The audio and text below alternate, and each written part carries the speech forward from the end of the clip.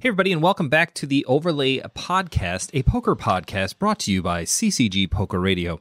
I always forget that I should probably mention that CCG and Paramount in Texas sponsor the Yeah, it's the probably podcast. a good idea. You did it this time. I did. So congratulations. Only took us 8 episodes to mention both sponsors. Yes. We are currently taking new sponsors. It's like staking for podcasts. So if you guys want to stake us on our podcast, by all means, you can do that. We can give you a shout out or whatever the case may be. Right. So we're looking for local businesses all the way up to Barstool and anywhere in between. Anywhere in between. Yeah. And my local dry cleaner all the way up to, El Presidente to just chuck me some money to name drop and say hi. We'll sing happy birthday. If you have hands that you want us to break down, I can't imagine anybody's going to want my 2 cents on hand breakdowns, but Brandon's pretty good at it. So yeah, throw some of those out there. Actually, I did get an email from somebody giving us some suggestions on what to do. And I'm trying to pull it up here. I probably should have had it up earlier, but I didn't. In the email, it's probably like, "Oh, be more prepared." Be more professional in your stuff. No, she was asking about the overlay. Sandy. Sorry, Sandy. Hey, I've been listening to new podcasts, getting better with each episode. Thanks, Sandy. We think so too. She thought that as a charitable player, though not regularly, I want to hear more about what might happen in the future, how you guys are going to break into the online gaming industry, how we will get back to live play, etc. I especially enjoyed the NHL, which I think she means NLH, versus PLO episode. And she's a new PLO player, and she thinks that she will never lose her love of No Limit Hold'em, but yet she's thirsty for some PLO advice, Brando. Well, I'll tell her right now that she's not a true PLO player. She still has love for No Limit Hold'em. Because once you could be a beginning PLO player and never lose your love, but once you dive over the deep end, it's a long. There's no going back that slippery slope. It really is hard. You're just stuck. Yeah. And you mean that in more ways than one. You're just stuck. Stuck in every way imaginable. So episode 8, we're already on 8 episodes. We've gotten almost 400 downloads in the first month of the podcast, which I am actually pretty impressed by.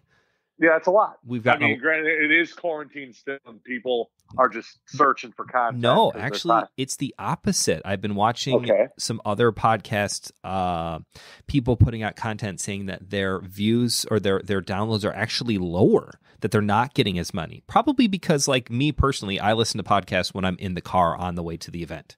That is true. So in the middle of your daily life. Correct. So it's like 40 minutes. I don't want to listen to music. I'm in traffic. It's a nice calming thing for me to do when I'm in traffic going to an event on a Friday. It's like perfect. I know I've got 45 minutes to 50 minutes to be sitting in the car, kind of aggravated that I'm in traffic. Boom, let's throw on some kind of podcast, figure out how Princess Diana died or Natalie Wood got, weird drowning. I like true crime. How about your alien podcast? I do like. I can't help it. I'm my father's son. I like alien stuff, and it's like the worst podcast because like they never find anything. It's almost like that TV show that I really like, which is The Search of Oak Island, Treasure of Oak Island. You ever watch that show? It's on History Channel. No, I don't even have the History Channel. Oh, it's awesome. But they're on like season 8, and they've never find anything. So you always listen to the Alien podcast on the way to the events. Right. Oh, yeah. Because you're too scared to listen to them on the way home. Yeah, because sometimes they get a little sketchy, and I'm like, what was that light? What was that? I don't know. And you're by Toyota Park, which is right by the cemetery. That's supposed to be a haunted cemetery. Super haunted cemetery. So, yeah, I would listen to them on the way to work and on the way home. Right. It's a lot tougher to listen to them on the way. So, episode 8, we're going to talk about our most popular episode so far was episode 1, which was the state of poker in COVID-19, 2020. And we've had some updates. It's about a month or 5 weeks since the first episode came out. So we wanted to kind of track back and do another State of Poker Part 2. All right. So, well, I mean, big news in the poker world probably yesterday. The biggest news, right? Yes. WSOP postponed. A lot of people use the word postponed, right? They don't want to say canceled. And this is part of what I wanted to talk about today is that so many people are giving the WSOP shit about, one, waiting so long to cancel or postpone or let people know what they were doing. And then two, now that they have postponed, they're like, they should have just canceled it. It's wishful thinking that they think they can do it in the fall. And it's just a whole Twitter rabbit hole that I have fallen into. And I'm pulling my hair out left and right reading. Do you want my opinion? Or Of course I want your opinion. The whole point of this is that we talk and we get to hear each other's opinions. This might be the first subject that we're on opposite ends of the field. No, I don't understand. I mean, I don't understand why people. I think that they should for sure try and have it in the fall. Right. 100%. Like, you shouldn't be. Like, they shouldn't be getting grief for attempting to move something back in the best interest of the players. And like even if it's only 30% chance that it's going to go in the fall, why would you not proceed like it's 100% chance? I mean, like, it's the most prestigious event. And I kind of take it personally because, like, people keep saying, like, when's the next, CCG event going to happen? And I keep saying, we're postponing. As soon as we can go live, we're going to go live, whatever that may be. So, like, right now, all events are postponed through April. And I'm still hopeful that May 1st, that first weekend in May, is going to happen. Now, obviously, it's April 21st is the day that we're recording this. So that's about 10 days away. I don't really think, I think it's a very small chance. It's a Hail Mary. It's a right, but you're still, like, prepared to absolutely have that happen. If Pritzker came on, if it's only 10%. Yeah, Pritzker came on tomorrow and said, hey guys, we're going to be back to allowing X amount of people at social gatherings and events like this, and bars and restaurants can open. Obviously, I don't think we're going to go from 0 events to, Cubs games with 40,000 people. Like, those are the two extremes, right? You got 0 and you got 40 something thousand, MLB, NBA, NHL games. Obviously, those are at the very end of this, but I think smaller group gatherings, and the WSOP lands probably closer to the, much larger events, because in all honesty, how many people are playing at one time? I have personally never been, and you and I made a pact that this would be the first year that we would go, and obviously COVID-19 happens, and now we can't go. We still might go, though. I mean, if it's in the fall, I'm going. Yeah. I mean, I want to say that there's probably between all the rooms 200. No, like in one room, because if there's 300 people in one room and 300 people in the other room, you don't count that as 600. You count it as 300 and 300. Okay. Personally, I think that's how you would count it. There's multiple rooms with 4,000 people, 3,000 people in it. All together? No, like each room. Each room's got 3,000 people in it? Yeah. GTFO, Brandon. No, there's sometimes like 4 events going on. I mean, the Amazon room, I can't remember. It's been so long. Has just so many tables. It's unbelievable. I mean, more than 300 tables. And if there's 9 players at a dealer per table, that's 3,000. Do they play 9-handed at the WSOP? Yeah, mostly. Everything's 9-handed. There's some 8-max and 6-max. Yeah. I meant like the normal events that are not limited. The normal is 9-handed. Plus the dealer. So, I mean, and then, all these rooms are connected to one hallway. When one tournament's on break, now you have 2 rooms of 3,000 people consolidated. That is fair. One convention center hallway, bathrooms. There's now 6,000 people. Concession stands, drink stands, water fountains. And now people go outside and people go here and people stay in the room. And, it's not like they're all on top of each other, but like, for sure, they're all released into the wild, basically. From their socially acceptable room, they go out into the open and intermingle. Yes. So, I mean, it's a big logistical hassle to move something this big back. So I don't think that they would even bother with it if they didn't think there was a realistic chance that they could pull it off. I mean, you would think that they have at least spoken to the higher-ups, the governor of Nevada, to try to figure out what his thoughts are. I mean, in all honesty, if we don't have sports back by September, which is the start of the NFL, I mean, good Lord. Sports will be back. Sports won't be back with fans, I don't think. But sports will all be back by then. All right, well, let's dive into that. You believe that sports are going to come 100%. Back and it's going to be no fans. It's like the first. Oh yeah, it's like the first thing that's going to come because back. People need something to watch at home. Like Netflix. Eventually, I'm running out of stuff to watch on Netflix. I mean, I don't know if you've been listening to the president's briefings and stuff, but like sports is definitely up there as like something priority. he views as important to the country as a whole. It is. To cope and heal with everything that's going on, and like, you know, keep your mind somewhere else, and like entertainment. And obviously they're going to proceed with caution to make sure that the players in those leagues are super safe, and they don't want to take away the testing from the population. When, you know, if MLB comes back, that means every single player in the MLB is going to be tested weekly. So I mean, then all of a sudden you're saying, oh well, how could the Cubs get 100 tests a week every week during the baseball season, but you know, the healthcare worker that's showing symptoms can't get a test? So you got to make sure that all those hurdles, you know, stuff like that, is taken care of. At least there's a plan going forward. Right, which I just saw breaking news on Twitter like 10 minutes before this episode. The FDA just approved the first at-home coronavirus test. Really? Yeah. That's so huge. I think eventually, you know, I'm not saying next week, but, you know, maybe in July or August, you'll be able to just go to Walgreens and get a test, which would be kind of huge. Well, I mean, because that's what they keep talking about, right? Like, in order for us to open back up and open up the economy and open up America in general, I mean, they want more testing, prevalent testing, because I honestly believe that more people have had it and it's already past them than people know. And it'll affect some people more than others. Again, I'm just going on what I'm reading on the deep web, which is a dangerous thing to do, right? Because it's a hodgepodge of, it's like taking Wikipedia to heart. Like, any asshat in the planet can change Wikipedia. Hey, so my college professor said that Wikipedia is the best source in the world because it has 6 billion people to edit it. That is like the exact opposite of what I said, but it's insightful and I love it because it's right. I mean, because, you know, these articles that we read were written by one person and was one study by 2 doctors. Correct. And that's the information that you get, and you take it for what it's worth, and you either believe it and you absorb it, or you just disregard it and say, I don't want to believe it, or it's fake. And that's it. Wikipedia, and I think maybe that's part of the problem too, and it's the state of poker, or just the state of the world in general, is that people don't believe the internet is so wide-reaching, and anybody can write on there, and anybody can say whatever it is they want. I mean, good Lord, we're out there talking about poker on a podcast that's reaching people in Australia, and they're like, "Oh, these guys must be experts." If they actually saw us in medicine person, they might think differently, but you know.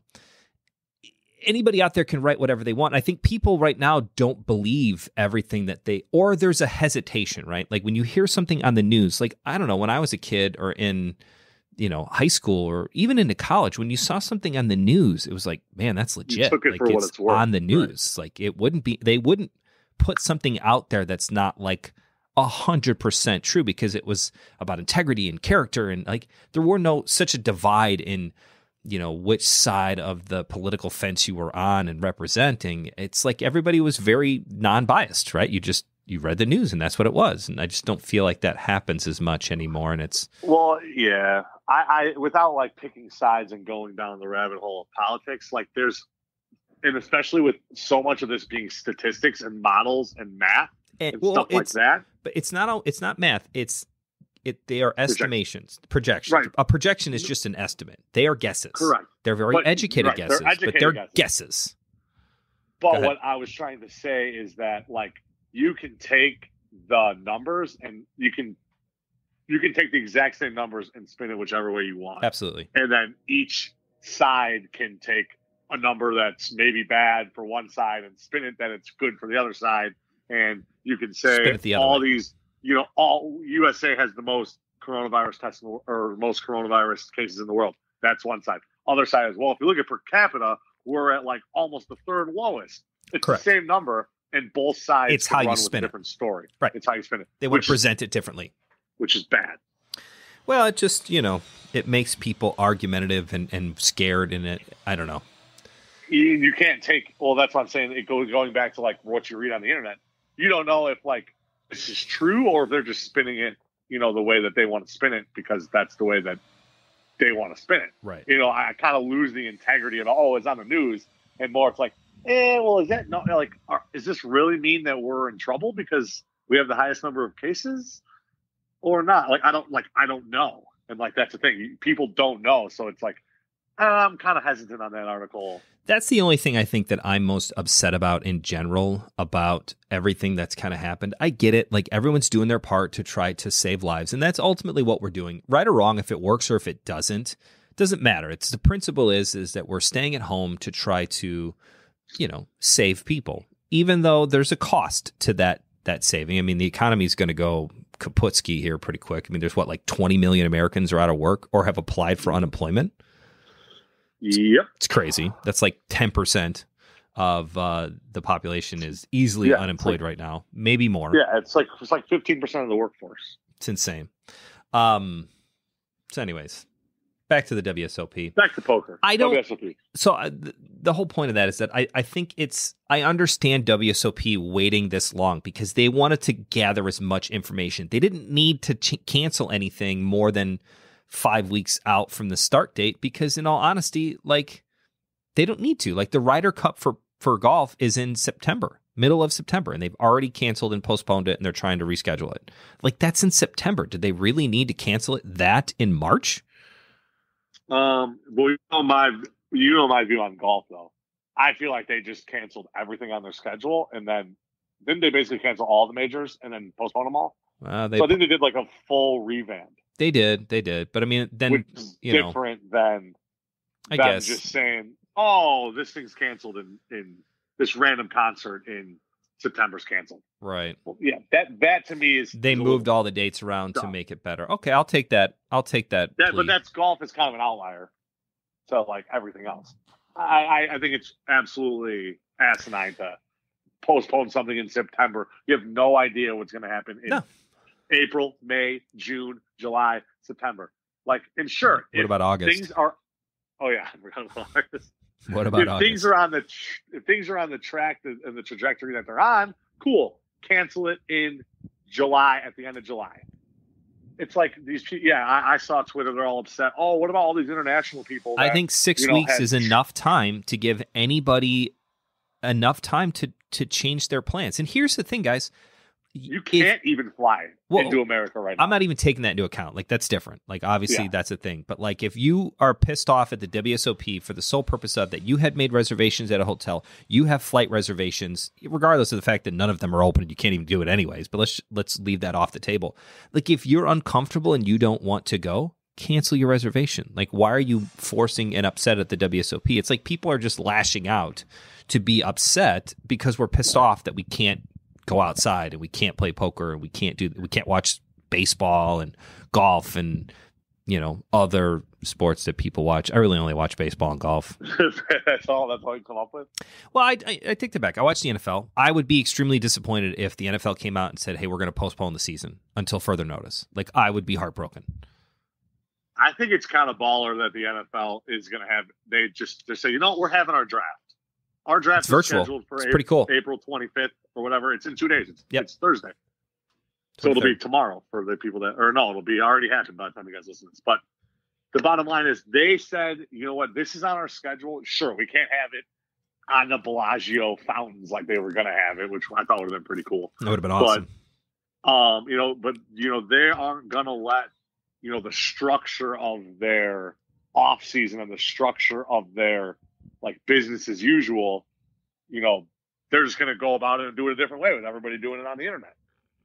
And I think that, so many people are looking forward to the draft that don't even care about the draft. And again, it's the whole idea that people need stuff to care about that is fun and frivolous, because in all honesty, NFL football is fun and frivolous. Like, nothing matters if the Bears win or lose. It's not like it's a life or death situation. It's something to take our minds off of bills and our jobs and, whatever else people are upset about.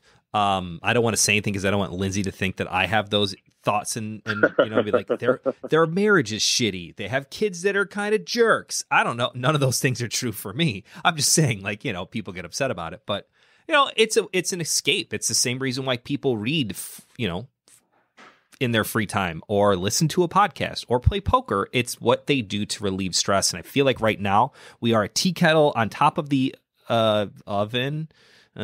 We are tea kettle So? about it, just with no release, nowhere to go. It just keeps boiling. At some point, it's either going to explode or you got to let some of that stress out. And I don't know why people are so upset when people want to know, when are we going to be able to relieve a little bit of stress? And watching sports on TV, having the hope that the WSOP is going to happen in the fall, those are really good things. I don't know why people are so upset by them. Like, let's give people like something to look forward to. Right. And, you get all these Twitter people, yeah, right. You think that 3,000 people are ever going to be able to sit next to each other in September? It's like, how do you know, man? It's like, you don't. And again, it's like, if the WSOP wants to go through all the logistical trouble to try and have something in September and then it fails, like, that doesn't affect you at all. No. What are they going to do? All right, guys, we're going to reschedule for January 1st. Right. Whatever. Like, cool. oh, okay, cool. They went through all this nightmare and you sat at home and then they told you it was canceled again and you said, I told you so. And like, you weren't don't going be anyways. mad at them for that. Right. I feel like be happy that they're trying to make it happen. Right. And again, if you don't feel comfortable sitting next to 9 other people in September, no matter what the case number is or death number is or vaccine is or treatment is or anything, then just don't go. We all have a choice. I mean, not right now. We don't have a choice. We have to stay at home. But eventually, in theory, we all have a choice on what we can and can't do. And if you're uncomfortable or you're a highly susceptible person to it, or it comes out that, hey, they've narrowed down the characteristics and the traits and things that people need to look out for, like, it makes sense, you know? Mm-hmm. You don't see guys that have heart problems signing up for marathons. They just don't go. Watch it on TV. Yep. Yep. So, state of poker. What else is happening in the poker world? So there's also the nice thing about the WSOP. It's kind of a catch-22. It's a bittersweet item. They are going to do a huge online like WSOP series during the normal WSOP time, June and July. The problem is it's going to be for international players and the 4 states that are legal for poker, which is what? Delaware, Pennsylvania, New Jersey, and Nevada. Yes. That's it. So those 4 states. If you want to play, go to Vegas in June and stay in a hotel and play online. You think there'll be people that would do that? Oh, there's going to be a lot of people that do that. Because, in all honesty, you could still socially distance yourself. You just wear a mask, go up to your room, freaking hunker in, order room service, bing, bang, boom. You're good to go. Right. Or order an Airbnb and bring a bunch of groceries with you. Go to the store. You don't even need to go to Vegas. You just need to be in the state of Nevada. So you can just find some random freaking Airbnb, go there and play for 3 weeks, a month. Right. That actually kind of sounds like fun. It's not the worst idea. No. If you had a choice right now, and again, we're talking the entire state of Nevada, the entire state of Delaware, the entire state of Pennsylvania, and the entire state of New Jersey, where would you want to go in one of those 4 states to be there for a month to play online poker? And I'm talking grind. Like let's not worry about bankroll management or anything like that. Let's just live the dream here for a second. Let's say you're getting staked. All right, you're going to play X amount of events a day. Where would you go?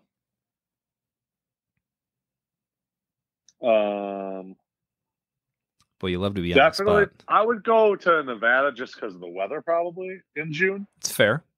You're a hot fan. I'm a hot fan. Yeah. I'm a hot fan. I mean, it's gonna be hot in any of those places. If I'm gonna have an Airbnb, I'm gonna have a pool, and I'm gonna, Wow, are your backers willing to pay for the pool, or is that something you're gonna have to? That's a contingency in your plan here. Yeah, that's a contingency. I'm only going if I get a pool. You want Brandon the pro playing your money in these games. I need a pool. Yeah. It's pretty good. I mean, I don't know. Delaware seems boring. I don't know anywhere in Delaware. I don't know if I've ever been to Delaware. I think I've been to every state except for Alaska.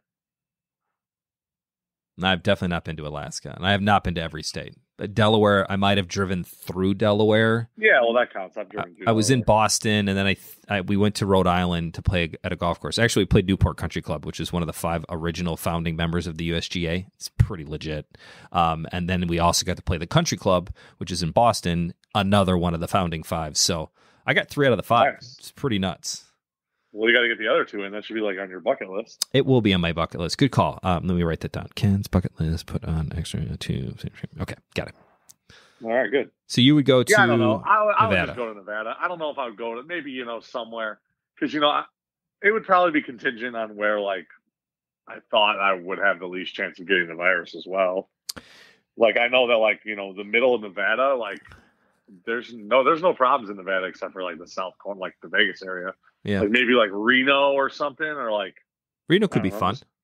Just spitballing here, but it's probably where I go. Or, go into the Vegas like Henderson area and just I was gonna say Henderson might be a good spot to go into. All kinds of like timeshares and like yeah. Places to rent for the summer and stuff like that, and houses. And because when people actually do this and play in Vegas and play the World Series when it's in Vegas, that's what they do. They rent a house in Henderson for 2 months, hang out, get 6, 7, 8 guys playing online, playing the events, playing live, driving into Vegas, hanging out, playing cash games, right? Yep. It kind of sounds like a fun thing to do. I never did that. I think that's like a thing that you do in your like mid-20s. Yeah, I'm like too old to do that now. I'm definitely too old, and I have kids and a wife, so it's not like my wife's going to be like, hey, cool, you're going to be gone for a whole 2 months.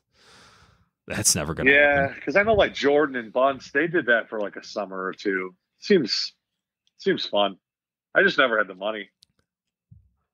Yeah. Just fire 1Ks, because that involves you actually having to like cash and win. And that never happens for me. On a side note, when they do this WSOP, the circuit event, or the online events, I shouldn't call them circuit, the online events, do the player pools intermingle? Meaning, like, does Nevada players play against the Jersey players, play against Delaware players, play against the Pennsylvania players? Are they all in together as well as the international? Yeah. No. Even for the WSOP yes stuff? And no. Well, which one is it? Yes or no? That's a great. I don't know. All I know is that in general, the USA player pools are together. I believe. Okay. They're together, but it's just the 4 of them. It's not like, because there's PokerStars EU, there's PokerStars USA PokerStars, there's Europe PokerStars, there's like Spain PokerStars, and you only play with people in Spain. Like there's a bunch of different clients where like the player pools are 100% separate. So I don't know what they're going to do, because I know that GG Poker is the big up and coming poker site, which is the one that I watched years ago, which gave me the idea about the progressive bounty, where you get to keep everybody's bounty on their entire head until you get into the money, then you keep it. Meaning if a guy knocked out 5 players and then you knock him out, you would get his bounty plus the 5 he won. Yes. Something along those lines. Right. So like my bounty could be $900 over my head, and your bounty be the original $10. If you knock me out, your bounty is now $910 above your head. But you don't get to keep, nobody gets to keep any bounties banked until they make the money. Once they make the money of the tournament, everything gets banked. But anyways, GG Poker, they've been blowing up, and now they got Daniel Negreanu, and they got a bunch of new people sponsoring. They're kind of jumping ship off of PokerStars. PokerStars is kind of losing a little bit of the market share to GG. And GG's another like PokerStars, same deal. I mean, they're legal in those 4 states, and no, not this is all Europe. I don't think they're legal anywhere in America. Okay, this is what I was questioning. But I think if you go onto the WSOP website, there's something about how there's going to be events on GG for international. So I don't know really how. This just came out yesterday. I haven't really looked at dug into it yet. GG Poker and WSOP collaborate on WSOP Super Circuit online series. Okay, so that's in Super Circuit.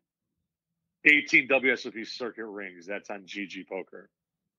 But then the WSOP.com, which is for sure an American-only site. See, I wonder if it's going to be on all this WSOP stuff is going to have to be on WSOP.com. So you can play in both, right? You can play WSOP or you can play PokerStars. Those are kind of your 2 options in the United States for the 4 states that are legal. Yes. So my question is, can international people play on WSOP? I don't know. Not really sure. I don't know, because we're not one of the 4 states that this matters to. But that's the other part of the other side of this coin. It's the bittersweet part. Yeah, that's great, guys. I'm super excited that you're going to do online events, but we live in Illinois, which means we are completely shit out of luck. We cannot play anything. Correct. And people always ask about online poker, like, oh, when are you going to do online events? And like, it's not that simple. Like, there needs to be legislation passed in order for, a group like Chicago Charitable Games to do events, to have any kind of online games in general. like it's a huge process to make sure that it's legitimate, and there's payment processors and checks and balances and things that it's a pipe dream. It's not just something you can just snap a finger at and be like, all right, yeah, CCG's up and running. Yeah, come, here you go. Come join a name. Yeah, it doesn't happen. Because, I mean, there's tons of sites out there that are in the gray area, like America's Card Room or other, the new apps that everybody's doing now, which are just blowing up in general. Like everybody and their brother's playing on their phones right now. Yes? Yeah, and I would actually put like Global Poker and ACR in like a step more legitimate than the apps, if that makes sense. Okay. Give us some backup.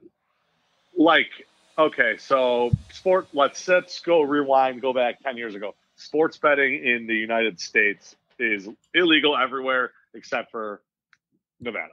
Right. So you live in Chicago and you want a sports bet.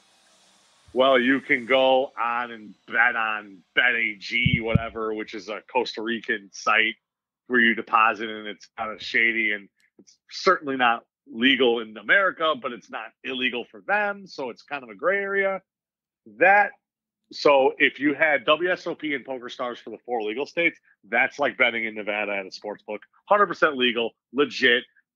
Everything is, all the legislation's there, everything's passed and good. So that would be like, so Vegas sportsbooks equals WSOP and PokerStars.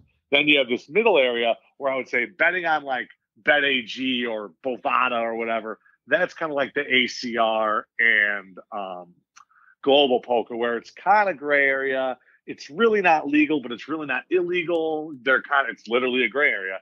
Whereas these apps is kind of like just betting with a bookie. Okay. So like it's kind of underground. Like, so, you got legit sportsbook, you got gray area Bovada, you got underground bookies. Right. It's kind of the same thing for the sport. It's kind of the same thing for the poker sites. You got the legit ones that are 100% legal. You got the middle gray area ACR, and then you got the apps, which is completely underground. There's absolutely no regulation in the app. You know what I mean? There's absolutely nothing anywhere in state or federal legislation that says anything about these things being legal. Right. The money's exchanging hands based on credit and based on integrity, and there's a lot of stuff going on that's brings it more like an underground home game more than a. But because we're stuck inside and we cannot go outside, those apps. That's your option. Yeah, and those apps are huge right now. Everybody's talking about playing on the apps, and every time I'm on Facebook or any kind of the chats or online groups that I'm in, to promote charity poker events, every other post, if not every post, is just like, join our club here, join my club here. Hey, I know this guy over here. Join here, join here, join here. Come on our spot. It's like the old days of home games when everybody had a home game. You had 9 different choices on Friday night to where you wanted to play, and you just ran around and played all of them. Right. You went to the safe ones or the people that you trusted. And correct. It's kind of the same way with the apps. Yeah. You're going to go to an app that is run by somebody who's legit and somebody who's going to pay you out $24,000 when you win, and not say, hey, kick rocks, buddy. You got nothing. I got nothing. I owe the world. Sorry. Nice. But yeah, so the apps are, I'm not gonna lie, it's not like I don't play on them. Right. But I pick and choose. I'm not just gonna go to some random. I couldn't tell you how many times I've been hit up on Facebook. Yo, I got 1-2 PLO running, 2 tables. This guy's got 2,400. He's a fish. Join the club. Come and get him. Yeah. Oh, this rake is $2 lower than everybody else's rake. Come on down. No thanks. But I mean, hey, if you want to play poker, that's an option. This is where you're playing poker. That's all we have left right now. All right, last thing about the State of Poker 2.0 Part 2 is when the casinos open, I think the fear right now is what aspects they're going to be able to open, and if they're going to be fully open, if they're going to have some restrictions on them. What are your thoughts? I mean, I know the CEO of Wynn put out some memo. I call it a memo, like Jerry Maguire memo. Like he had that was called a memo, right? Yep. That's the memo. So he sent it out, and it was pretty good. They're talking about sanitizing and how they're going to make the dealers and just to make people feel safe and try to make an effort to make it as safe and sanitary as possible for when, things need to reopen. Because there's no doubt in anybody's mind that we have to reopen pretty damn quick here. Yep. We've hit our line of, and it's not even for like morale. It's not even for like mentality and like not even for like mental health. And it's just for like economical health. And we have to reopen. Have to. And you have to. You can't stay closed. You can stay closed. It would take zombies. Zombies could stay closed. Really? Yeah, I think we'd have to stay closed for zombies. I don't think so. I think you just bar the doors, check people for zombie bites, and then if they're good, let them in. So you think that the Bellagio's still open in Walking Dead? For a little while. I mean, there's got to be a line on it, like world starts to end, and before they start, like, throwing napalm on entire cities to try to get rid of zombies. Like at some point, there's a guy at a craps table in Bellagio with like zombie waitresses running around, and he's just like, I'm on a hot roll. Like, I'm not leaving until I craps out here. Like, give me a second. And especially these industries like Vegas, like they have to reopen. Like even if 80% of the population is too scared to go there, like they just have to open. Mm-hmm. They have to open and make the environment safe for the workers and open up and make the best of it. Well, and not only that, but like there's got to be a starting point, right? Like if you don't have a starting point, then let's use your analogy right there. They open up and 1 out of 5 people feel comfortable to go out and go to Vegas, go to dinner, go to a bar, go to a movie theater, whatever the case may be, because it's more than just Vegas, right? It's the entire entertainment industry. Events. I mean, Chicago Travel Games into that. We're an event company. We bring people together to play a game and raise money for charity. Like that's what we do. It's such a far-reaching thing. Like at some point you got to open, and then you do 1 out of 5 people. And I don't know if that's the number. I think that's far, far too low, but I'm just using it as a hypothetical situation here. Let's say we open up middle of May. All right. And 1 out of 5 Americans feels comfortable enough to kind of get back out there and experience those things and keep small businesses going. And then you get to June, and then, your 1 out of 5 people now turns into almost 2 out of 5 people. And then you hit 4th of July, and it's like, man, 2.5 people out of 5 feel good. And then you're in August, and it's like, man, 4 out of 5 people are back to normal life where they're going out and enjoying restaurants and going to bars and going to parks and riding on swings and taking their kids on bike rides. Like my kids are going crazy being cooped up in the house. I am going crazy being cooped up in the house. We have a 5 o'clock, we make dinner at my house. 5:30, we're done eating. 5:40, there's food all over the place because Harrison, the garbage boy, just throws food everywhere now. When he's done eating, that's his indication I'm done. He just throws shit all over the place. Then we just go into the playroom, and we just play dodgeball. Like it's basically dodgeball. Mostly it's just me throwing stuff at my kids, which is a great stress reliever because they do drive me nuts, but I love them more than anything. But I get to throw stuff at them. They get to throw stuff at me. It's fun. I mean, that's the stuff that people need. And if we don't start, right? If we don't have anything to start on, meaning, okay, May 15th, we're going to open up. And even if it's with restrictions and things that are, I get it. Like, but we need that so that people can have a running a race. See progress. Yeah. And running a race and having no idea where the finish line is. How do I know? Right? Like, how do I gauge? How do I pace myself? How do do I have a mile left? Do I got 20 miles to go? Is it uphill, downhill? Is it right? What am I doing? Plus, also, Vegas, this isn't going to be a light switch thing. They're going to open 1 out of 5 properties are going to be open if 1/5 of the people are going to be there. Out of curiosity. 1/5 of the reps, 1/5 of, like, I saw that MGM, I saw that tweet I sent you last night. Yep. It was MGM and Bellagio were going to be the first 2 properties that MGM reopens. Oh, okay, I got you. I was trying to feel like they're the only 2 in the strip they're going to open, but it's that. No, they're the only 2 from the group. Right? I got you. So they're going to open up, and they're going to open up, one of the restaurants, and they're going to open up one of the bars, and they're going to open up half of the craps tables and half of the slots and half of the spread people out, and then they said that know what spread people, and they also said that they were gonna. I thought this was kind of crazy and maybe a little scary, but maybe it's just like what it is. There's going to be 2 dealers at every table. Okay. both wearing masks and gloves. One of them dealing the cards, and the other one like constantly like cleaning the whole entire time. Basically, just like a cleaner, making the players feel safe. You know, that way they still employ 100% of the dealers, even if only half the tables are open. They can just find stuff for the other half of the people to do. And I mean, I thought it was just like it's a decent proposal of how to start. You know, if you don't start there, you don't know. And that's where, I like kind of got into a little bit of a Twitter argument last night at 4:00 in the morning in the exact same scenarios that some guy was like, I don't think we should be listening to the CEO of the Wynn because he's just a profiteer out to make money. Like, yes, the man's out to make money. He runs a company that is a huge conglomerate of casinos, lots of money going in and out of those.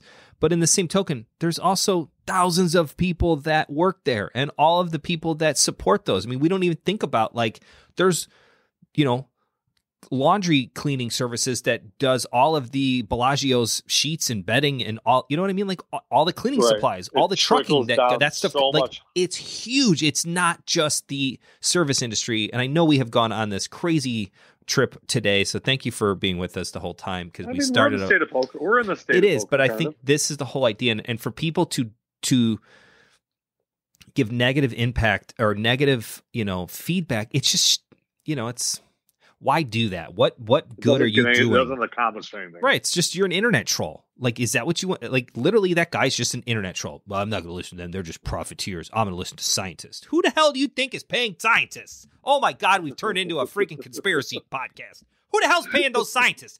It's people like the guy at the Wynn. He's paying them. Hey, I'll give you 80 grand. Go out there and be like, oh yeah, COVID-19 is bullshit. COVID-20, that's the one you got to worry about. This is baby stuff. Gambling will help you become immune. Like, literally, this is, you know, it's Illuminati stuff. My heart rate just went up. My Apple Watch just beeped and was like, breathing for 1 minute helps cure stress every day. All right, we're at about 40 minutes, folks. So that's going to wrap it up for today's State of Poker Part 2. So we're still on the grind. We're in quarantine. WSOP canceled. They're going to have online. Postponed, sir. It's not canceled. It's postponed. Oh, you're right. Postponed. We're all looking forward to it happening. We might be renting a house in Nevada to have a poker house. Maybe we'll just like chop it up and run some satellites and get people out there. You made me kind of a little sad when you said chop it up. I know. We can give the viewers that our previous podcast name was going to be Chop It Up, but it was taken. We really like Chop It Up, but it didn't work. I mean, we just really chopped up this whole entire episode right here. Well, thank you for listening. Episode 8. Yeah. What, you got another thing? No, I got nothing. I got wash your hands and stay safe. And wash your hands, stay safe. You can close this up. Flatten the curve. I thought the other really nice thing, and it's the last thing I'm going to say to end the episode, is that in that memo from the CEO of Wynn, he not only talked about like we're all in this together to flatten the curve of COVID-19, but at some point we're going to need to figure out how to flatten the curve of the economy, because right now the economy is curving down and we need to figure out how to flatten that. Otherwise, people are just going to be out of work. Like, I don't know what else to say. Mm-hmm. I'm not doing it for profit or for money or talking like I want to get back to making money at CCG. I just want to get back to work. I agree. I'm just nervous. I need to get back out to work because I don't really know what else to do other than work. Throw stuff at your kids. Right. Yeah, basically, I'm abusing my children by throwing tennis balls at them. They're not tennis balls. They're like these letter blocks that I throw at them. They're great. Oh, the hard wooden letter blocks. Yeah, the wooden blocks at them. Well, thank you for listening. Episode 8 of the Overlay, a poker podcast brought to you by CCG Poker Radio. Be sure to subscribe and leave us a review. That really helps out the podcast. Brandon already said his tagline. That's it. Ken's out. I'm officially getting closer to crazy and conspiracy theories left or right. My wife is almost going to take away my phone because she's like, if you keep reading Twitter, I'm going to take away your phone. I like it. See you in episode 9. I don't like it. Episode 9 next week. See you, everybody. Bye.